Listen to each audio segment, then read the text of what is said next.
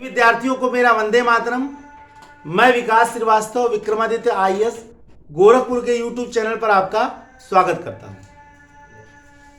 आज हम लोग भूगोल एक परिचय यानी ज्योग्राफी के लेक्चर के तहत आज हम लोग भूगोल एक परिचय पढ़ा जाएगा। अब प्रश्न ये उठता कि भूगोल एक परिचय क्या है, हम अपने इस लेक्चर के तहत क्या बताने वाले हैं।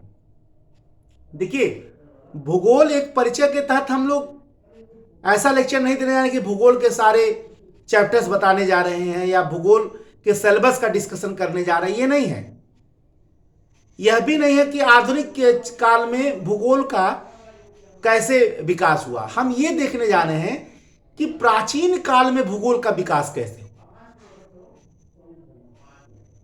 भूगोल शब्द तो लाया भाई प्राचीन काल में गया, और उस समय भूगोल शब्द का जो अर्थ जाना जाता था आज उससे सर्वथा अलग है। प्राचीन काल में जब भूगोल पहली बार लोगों के परिचय में आया होगा तो उस समय भूगोल का मायने क्या था, उसका विषय क्षेत्र क्या था, और आज भूगोल का विषय क्षेत्र क्या, दोनों में बहुत अंतर है, जमीन आसमान का अंतर है। शब्द वही है ज्योग्राफी, नाम वही है भूगोल, लेकिन उस समय के विषय क्षेत्र में आपके विषय क्षेत्र में जमीन आसमान का अंतर, बल्कि पूरे ब्रह्मांड का अंतर है। तो प्राचीन काल में भूगोल का विकास कैसे हुआ, कैसे कैसे उसका नामकरण किया गया, क्या क्या उसके लिए थ्योरियां दी गई थी, क्या क्या सिद्धांत दिए गए थे, किन किन लोगों ने उसके विकास में भाग लिया, किन किन लोगों ने भूगोल को पहली बार एक शास्त्र के रूप में, अध्ययन शास्त्र के रूप में विकास किया उसका, ये समस्त चीजों को हम लोग देखेंगे। बहुत ज्यादा ये कोई ऐसा लेक्चर नहीं रहेगा आधुनिक का, लेकिन इस लेक्चर में हम लोग भूगोल के प्रमुख कॉन्सेप्ट को समझेंगे कि भूगोल कैसे अपने वर्तमान स्वरूप में आया। सबसे पहले भूगोल की परिभाषा देख ली जाए, फिर हम लोग आगे बढ़े कि भूगोल का विकास किसने किया और दुनिया में सबसे पहले भौगोलिक ज्ञान का विकास हुआ कहां। क्या भारत में हुआ, क्या यूरोप में हुआ, क्या यूनानियों ने किया, क्या ईरानियों, किसने किया, ये सब चीजें हम लोग यहां जानेंगे। यानी भूगोल का एक कॉन्सेप्चुअल लेक्चर ये रहेगा। भूगोल की पढ़ाई जहां से शुरू होनी चाहिए बिल्कुल वहीं से मैं रख रहा हूं इसको लेक्चर को। ये एक प्रकार से ये बुनियाद का निर्माण है, ठीक है ना। यानी हम लोग न्यू निर्माण का कार्य यहां करने जा रहे हैं भूगोल के क्षेत्र में। यानी भूगोल का हम पहले इतिहास जान लें, पढ़ रहे हैं भले ही भूगोल, लेकिन भूगोल का इतिहास जानेंगे तभी हम कॉन्सेप्ट जान पाएंगे कि वास्तव में भूगोल। देखिए, भूगोल शब्द दो शब्दों से मिलकर बना है, भू प्लस गोल। भू का मान होता पृथ्वी, गोल का मतलब होता गोल, अर्थात ज्ञान की वह शाखा जो गोल पृथ्वी का वर्णन करे। यानी गोल पृथ्वी का वर्णन क्या कहलाया, भूगोल। अच्छा, यही नहीं, इसका अंग्रेजी क्या है, अंग्रेजी का उच्चारण क्या है, जियोग्राफी। जियो प्लस ग्रेफो, जियो माने पृथ्वी, ग्रेफो माने वर्णन, यानी पृथ्वी का वर्णन। यानी हिंदी शब्द भी गोल पृथ्वी का वर्णन बता रहा है और अंग्रेजी शब्द भी पृथ्वी का वर्णन बता रहा है।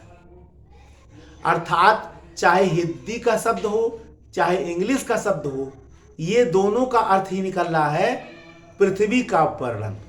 Discussion about earth is called geography और भूगोल। अच्छा, प्रश्न तो पहले नहीं ये उठ रहा है कि भैया पृथ्वी का वर्णन है कि, तो जवाब तो यह उठ रहा है कि भाई जिन समय इस शब्द का नामकरण किया गया उस समय के लोगों को केवल पृथ्वी का ही ज्ञान था। तो पृथ्वी का ही उनको ज्ञान था, इसीलिए इसका नाम उन्होंने भूगोल रख दिया। अब ब्रह्म गोल नहीं रख देंगे कि पूरे ब्रह्मांड का गोल नहीं कहेंगे। पहले तो यह भी क्या नहीं था कि पृथ्वी गोल है या नहीं है। पहले तो पृथ्वी को चपटा कहा जाता था। लोग ये कहते कि तस्तरी के समान है, जैसे आगे जाएंगे गिर जाएंगे समुद्र में। इस तरह से पृथ्वी को माना जाता था। आज तो माना जाता गोल, आप जहां चलेंगे फिर वहां पहुंचेंगे। उस समय तो तस्तरी के समान चपटा माना जाता है कि आप जैसे आगे बढ़ेंगे गिर जाएंगे। ये भी कॉन्सेप्ट चल रहा था। भूगोल, देखिए भूगोल को कठिन क्यों बना दिया जाता है विषय के रूप में, क्योंकि भूगोल का जो बुनियाद है वो जानना बहुत जरूरी है। हम लोग सीधे पहला चैप्टर निकाल लेते हैं और सीधे सौरमंडल पे पहुंच जाते हैं।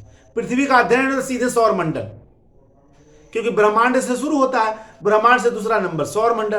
कहते पहले ब्रह्मांड से उतरो तब तो सौरमंडल जाओगे और सौरमंडल से तब पृथ्वी पहुंचोगे। अरे भाई पहले पृथ्वी शुरू करो, पृथ्वी वाला पढ़ रहा तो सौरमंडल से कैसे शुरू होगा? पढ़ रहा पृथ्वी वाला तो शुरू होगा ब्रह्मांड से कहां? पहले आप कॉन्सेप्ट तो जाने। तैयारी के दौरान सबसे पहले आपको विषय के विकास को जरूर जानना चाहिए, डेवलपमेंट को जरूर जानना चाहिए, कहां से ये शब्द आया। तो आइए हम लोग उसको जाने।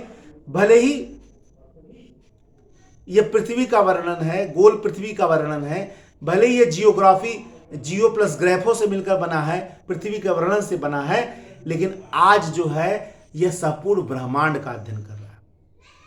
परिभाषा के रूप में अगर देखा जाए तो समूचे ब्रह्मांड का जो भौगोलिक अध्ययन है वो भूगोल है, वो भूगोल का विषय क्षेत्र है। संपूर्ण ब्रह्मांड का जो भौगोलिक अध्ययन है वो भूगोल है, केवल पृथ्वी का भौगोलिक अध्ययन भूगोल नहीं है। भले नामकरण में वो सही नहीं बैठता।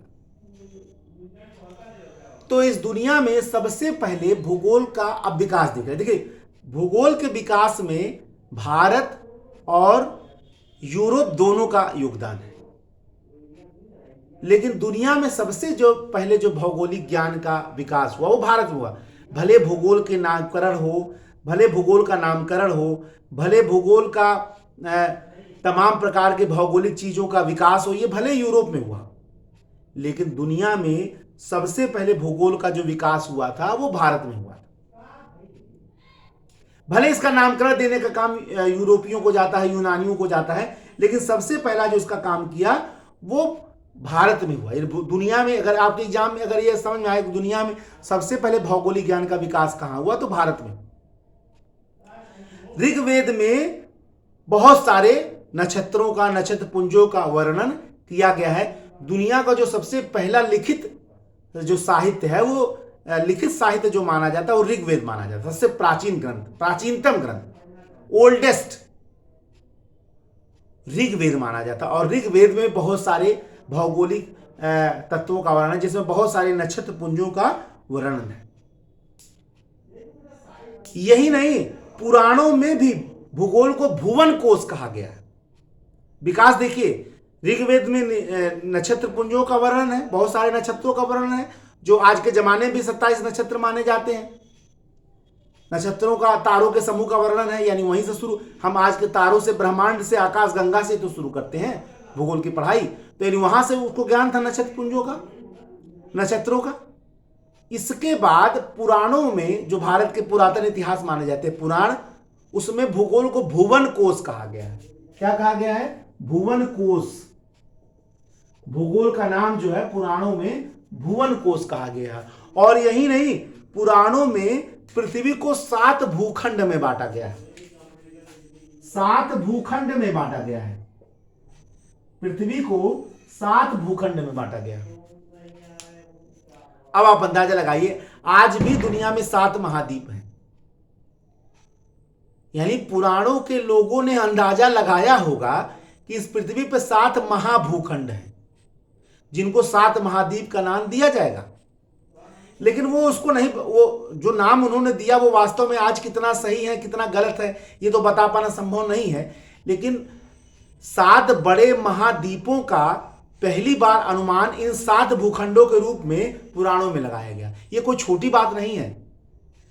ये उस समय की बात है जब किसी भी आधुनिक यंत्रों का खोज नहीं हुआ था।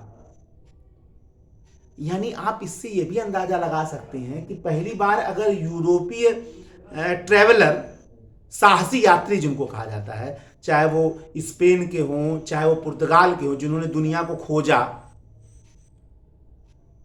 कहा जाता है कि उन्होंने बाद में स्ट्रैबो टालमी का जो भौगोलिक मानचित्र था उससे प्रेरित थे। लेकिन मैं ये क्यों कहूं भाई, पुराणों में तो पहले से है। पुराणों में अगर 7 भूखंड की संकल्पना दी गई है तो ये ट्रेवलर्स के लिए एक आकर्षण का केंद्र था कि अगर ये है तो कहां कहां है। और बाद में साथ खोजे गए। हाँ, लेकिन ये अलग की बात है कि पुराणों में इतना स्पष्ट नहीं बताया गया कि ये यहां है, ये यहां, ये नहीं बता पाए। आर्यभट्ट,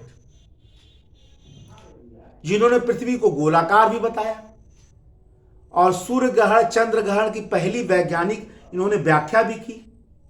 यही नहीं, पृथ्वी का जो परिधि है, पृथ्वी का जो परिधि उन्होंने नापा, 24,835 मील जो नापा, वो आज के वैज्ञानिकों द्वारा नापे गए दूरी से लगभग बराबर है।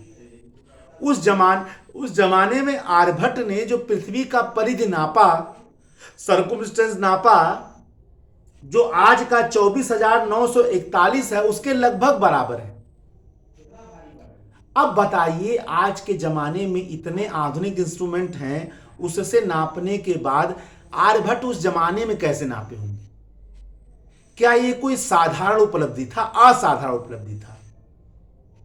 जब किसी भी आधुनिक यंत्र का खोज नहीं हुआ था, उस समय आर्यभट्ट ने पृथ्वी का जो परिधि नापा, वो आज के वैज्ञानिक शोधों द्वारा नापे जाने के लगभग बराबर है।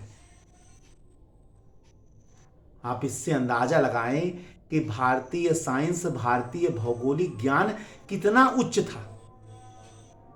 जिसको हम साधारण समझते हैं वो असाधारण था। जिस यूरोप के वैज्ञानिक गाथा का हम वर्णन करते हैं, उसको वर्षों पहले हमारे पुरखों ने खोज लिया था। हम विश्व के वैज्ञानिक, हम यूरोप के वैज्ञानिक शोधों का बखान करते नहीं थकते। हम ये भूल जाते कि उससे पहले हमारे वहां खोजा गया था। जिस डाल्टन को दुनिया में पहले वैज्ञानिक परमाणुवाद, एटॉमिक थ्योरी देने को उत्तरदायी माना जाता है, उससे सैकड़ों वर्ष पहले कणाद ने एटॉमिक थ्योरी दिया था, लेकिन उनके थ्योरी को वैज्ञानिक ना मान के आध्यात्मिक मान लिया गया। जिस न्यूटन ने के मुंह पर आम गिरा और आम को उन्होंने ग्रेविटी, गुरुत्वाकर्षण का सिद्धांत दे दिया, न्यूटन के सैकड़ों वर्ष पहले ब्रह्मगुप्त ने गुरुत्वाकर्षण का सिद्धांत दिया कि पृथ्वी स्वाभाविक प्रवृत्ति से अपनी ओर समस्त वस्तुओं की खींचती। क्या गुरुत्वाकर्षण सिद्धांत नहीं था? उस जमाने में ब्रह्मगुप्त ने बताया था, लेकिन किसी ने ध्यान ही नहीं दिया। थ्योरी ऑफ रिलेटिविटी के दाता नागार्जुन थे, लेकिन जब उसको आइंस्टीन ने दिया थ्योरी ऑफ रिलेटिविटी, तो वो पूरे विश्व में चर्चित हो गया। यही तो हम भारतीयों की बात है कि हम अपने शोधों को इतना ध्यान नहीं दी। यूरोप का दिन रात, दिन दूना रात चौगुना बखान करने में ही फिरते रहते हैं, लेकिन इन समस्त शोधों का जो भूमि है वो भारत है, उद्भव भूमि भारत है। इसमें तनिक भी संदेह नहीं। देखिए, भौगोलिक, जिस भूगोल पे पूरा विश्व इस समय स्तर, उस भौगोलिक ज्ञान का विकास भारत में हुआ। 7 भूखंड कोई ऐसा, देखिए, इसको आर्यभट्ट ने उस जमाने में जो परिधि नापा, आज के बराबर है। पृथ्वी को पहली बार गोलाकार बताने का, हालांकि बहुत लोग कहते हैं अस्तु ने बताया, लेकिन गोलाकार इन्होंने भी बताया, ठीक है ना। इसके बाद वाराह मिहिर हो, ब्रह्मगुप्त हो, ये सभी लोगों ने नापा और लगभग आज के बराबर है परिधि। यही नहीं, भास्कराचार्य ने तो 360 डिग्री में पूरे पृथ्वी को विभाजित किया। ये भारत में भौगोलिक ज्ञान के विकास का इतिहास मैंने आपको बताया। चाहे वो ऋग्वेद हो, चाहे वो पुराण हो, चाहे वो आर्यभट्ट हो, चाहे वराह मिहिर हो, चाहे भास्कराचार्य हो, इन समस्त लोगों ने भूगोल के बहुत सारे चीजों के बारे में वर्णन किया। ऐसा नहीं है इन सब, और यही नहीं, इन समस्त शोधों के पीछे कहीं धार्मिक ज्ञान नहीं था। इन्होंने इसको वैज्ञानिक शोधों के आधार पर बताया था, ऐसा नहीं है। अभी और भी अगर हम, तब देखिए, दुर्भाग्य की बात रहे कि भारत के जो प्राचीनतम ग्रंथ थे वो जला दिए गए। बहुत सारे नालंदा विश्वविद्यालय के साथ जला दिए। इतने आक्रमण हुए कि इतना बच गए, यही बहुत काफी था। जितने आक्रमण को भारत को झेलना पड़ा, जितने इन्वेजन भारत में हुए, अगर दुनिया के किसी भी संस्कृति में होते तो शायद वो समाप्त रहता। लेकिन भारतीय संस्कृति की जो जीवटता है, जो कंटिन्यूटी है, वो कम से कम कुछ तो बचा के रखे हैं, और वो आज दिन दूना रात चौगुना बढ़ती चली जा रही। कुछ किताब तो बचा था ना भाई, तभी तो हम लोग जान पा रहे कि इन्होंने ये कहा, उन्होंने वो कहा। वरना विदेशी शत्रुओं ने भारतीय इन सांस्कृतिक तत्वों को नष्ट करने में कोई भी कमी नहीं छोड़ा, कोई भी कमी नहीं छोड़ा। हाँ, अपने स्वार्थ के माध्यम से हो सकता है कभी कभी इसका उन लोगों ने क्या कहते हैं संरक्षण कर दिया हो, लेकिन वो अपने स्वार्थ के कारण भारतीय संस्कृति के उद्दाम चरित्र को आगे बढ़ाने के लिए नहीं किया। ठीक है ना। भले ही भौगोलिक ज्ञान का विकास भारत में हुआ, लेकिन भूगोल के नामकरण का जो श्रेय जाता है वो यूरोपीय यूनानी विद्वानों को जाता है। जितने भी भौगोलिक तत्वों के इस समय नाम दिख रहे हैं, चाहे वो सप्ताह का हो, चाहे वो नक्षत्र का हो, चाहे ग्रह, ये सब आपको यूनान से मिला है। तो नामकरण का जो एक अलग अध्ययन शास्त्र के रूप में भूगोल को एक नामकरण, भूगोल को एक अलग अध्ययन शास्त्र के रूप में विकसित करने का जो श्रेय जाता है वो यूनानी विद्वानों को जाता है। हिकैटियास एक अलग अध्ययन शास्त्र के रूप में भूगोल को जो स्थापित करने का काम किया वो हिकैटियस ने किया। इसीलिए हिकैटियस को भूगोल का पिता भी कहा जाता है। इरेस्टोथनीज पहले ऐसे विद्वान थे जिन्होंने भूगोल शब्द को जियोग्राफिका शब्द का नामकरण दिया। यानी जियोग्राफिका शब्द का पहली बार अगर किसी ने नामकरण किया तो किसने किया? इरेस्टोथनीज ने। तो हिकैटियास ने एक अलग अध्ययन शास्त्र के रूप में इसको स्थापित किया, तभी भूगोल का पिता उनको कहा जाता है। और सबसे पहले इस अलग अध्ययन शास्त्र को जियोग्राफिका का नाम दिया वो कौन थे? इरेस्टोथनीज। देखिए यूनानी विद्वानों से अब आगे बढ़ रहा भूगोल का नामकरण। विकास तो भारत में हुआ, लेकिन उसको संगठित अध्ययन शास्त्र के रूप में विकसित करने का काम किसने किया? तो यही मैं अपने लेक्चर में बताने का प्रयत्न कर रहा हूं। मैं इस लेक्चर को इसीलिए मैंने लिया ताकि भूगोल का आदि पता चल जाए। आधुनिक तो बहुत लोग जानते हैं, लेकिन भूगोल का आदि जानना बहुत जरूरी है। इसके बाद प्लिनी एक यूनानी विद्वान था, यूरोपियन विद्वान था। उसने एक किताब लिखा था नेचुरल हिस्टोरिका। नेचुरल हिस्टोरिका जो है इसका बड़ा ही बहुत नामी बुक है और इसने बहुत सारे इसमें तथ्य दिए हैं। ठीक है ना। चाहे वो आकाशीय पिंडों का वर्णन हो, चाहे पृथ्वी के आकार का हो, चाहे पृथ्वी की आकृति का हो, बहुत चीजों का वर्णन किया है। यानी भूगोल के बहुत सारे तथ्य जो अज्ञात थे प्लिनी ने उनका भी वर्णन किया। ठीक है ना। ये देखिए ऐसा है कि अगर इस खोजी विचारधारा के लोग इस पृथ्वी पर पैदा नहीं होते तो पृथ्वी का विकास कैसे होता? अपने घर के काम धाम के रोजमर्रा के काम धाम को छोड़कर अगर देश दुनिया के बारे में कोई सोच रहा है और उसके ज्ञान को आगे बढ़ा रहा है, ये भी तो पृथ्वी का विकास ही है ना भाई। केवल अपने काम में दिन रात लगे रही वो पृथ्वी का विकास केवल वही नहीं है। देश समाज के लिए भी करना भी पृथ्वी का विकास है। तो ये सारे विद्वान अपने घर के कामों को रोक कर ये सब काम अगर कर रहे थे तो ऐसा नहीं है। तो प्लिनी के बाद अगला नाम आता है स्ट्रैबो का। अच्छा एक बात और है, ये सब इतिहासकार भी रहे। ऐसा नहीं, पहले जमाने में अध्ययन शास्त्र का इतना विकास नहीं हुआ था, विशेषीकरण नहीं हुआ था। जैसे आज इतिहास का विद्वान है तो इतिहासविद कहलाएगा, भूगोल का विद्वान है तो भूगोलविद कहलाएगा, ज्योग्राफिस्ट या हिस्टोरियन ये कहलाएगा। पहले जमाने में वही व्यक्ति हिस्टोरियन था, वही व्यक्ति भूगोल का ज्ञाता था, वही विज्ञान का ज्ञाता था, वही गणित का भी ज्ञाता था। अरस्तु को देखिए, शायद ही कोई अध्ययन शास्त्र का ऐसा विषय बचा हो जिस पर उसने अपना थाट न दिया। तो पहले जमाने में क्या होता था, एक ही विद्वान हर क्षेत्र में अपने विचारधारा देता था। तो ये लोग प्लिनी है, स्ट्रैबो है, टॉलमी है, ये आपको भूगोलवेत्ता भी दिखेंगे और ये आपको इतिहासविद भी दिखेंगे। और भी बहुत सारे अध्ययन शास्त्र में इन्होंने अपने विचार दिए हैं। तो रोमन भूगोलवेत्ता था स्ट्रैबो। इसने भौगोलिक विश्वकोश का वर्णन किया और अपने भौगोलिक विश्वकोश में स्ट्रैबो ने बहुत सारे चीजों का वर्णन किया है। भारत का वर्णन भी किया है स्ट्रैबो ने। यानी यूरोपियनों को एक भौगोलिक रूप में एक भारत का वर्णन करने का काम जो है वो स्ट्रैबो ने किया। लेकिन भूगोल के केस में जो सबसे बढ़िया काम किया वो था टॉलमी। भूगोल के केस में जो सबसे महत्वपूर्ण काम कर गया वो टॉलमी था। टॉलमी ने जियोग्राफिया नामक एक ग्रंथ लिखा और उस जियोग्राफिया में उसने पूरे विश्व के एक मानचित्र का वर्णन किया। और आपको जान के आश्चर्य होगा, विश्व के मानचित्र का उसने बनाया, और टालमी ने उस मानचित्र में विश्व का, हमको लगता है, पहली बार नक्शा बनाया। हो सकता है नक्शा इसके पहले बना हो, लेकिन एक संगठित नक्शा बनाने का काम जो है वो टालमी ने किया।